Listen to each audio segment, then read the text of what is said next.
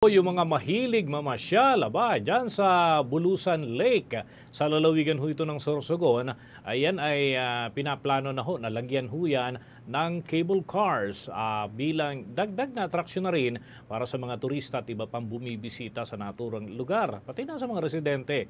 May update dyan ng Bombo Radio Legazpi. Kinumpirma ng Sorsogon Provincial Tourism Office ang kumakalat na impormasyon hinggil sa pagkakabit ng mga cable cars malapit sa Bulusan Lake. Ayon kay Sorsogon Provincial Tourism Officer Bobby Gigantone sa panayam ng Bombo Radio Legazpi na bahagi ito ng strategic direction ng pamalang panlalawigan sa ilalim ng redevelopment program ng kanilang turismo. Batay rin ang plano sa isinagawang monitoring at evaluation ng kanilang gobernador sa mga tourism sites at pagsasagawa ng focus group discussions dahil sa pagnanais na ma-upgrade ang tourism activity ng lalawigan. Ang mga cable cars umano ay ilalagay sa Bulusan para sa karagdagang mga pasilidad upang ang mga bumibisitang turista ay masiyahan sa 360 degrees sa tanawin ng lawa. Sinabi ni Gigantone na kung ito ay mapapatupad, ito ay isa sa mas kaakit-akit sa mga turista na bumisita sa kanilang lalawigan at samantalain ang bagong aktibidad.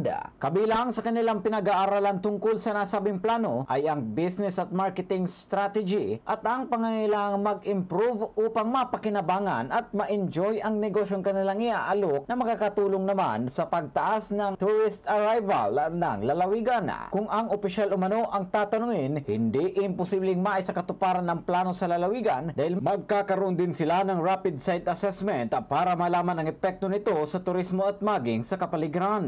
Binigyan din ni Gigantone na tatanggapin nila ito bilang welcome development na nakakapansin sa turismo ng lalawigan at ang kailangang i-upgrade na makakatulong din sa rebranding na tatangkilikin naman ng mga local, domestic at foreign tourist. Kailangan po dito na kumbaga meron itong operation and maintenance concern. So yun ang mga ipinaplano. Yun naman is kumbaga plano na kailangan pag-isipan at pag-aralan ng mabuti. But sa akin, it's a welcome development. At least, kumbaga, napapansin ang tourism at kailangan na talagang mag-upgrade. And that is part of marketing and promotion of the province of Sorsogon to rebrand na at least mayroon kaming mga ganun na product na pwede nang i-offer sooner or later na ma-enjoy po ng local, domestic, and foreign. Mula rito sa empilan ng Bombo Radio Legazpi, ito po si Bombo Eugene Rochan and this is Bombo Radio Philippines, the #1 most trusted source of news and information. Basta Radio, Bombo! For the most trusted source of news and information, visit our website at www.bomboradio.com. Follow us on Bombo Radio mobile app, Facebook, YouTube, TikTok, and X, formerly Twitter. Like, share, and stay connected. Anytime, anywhere.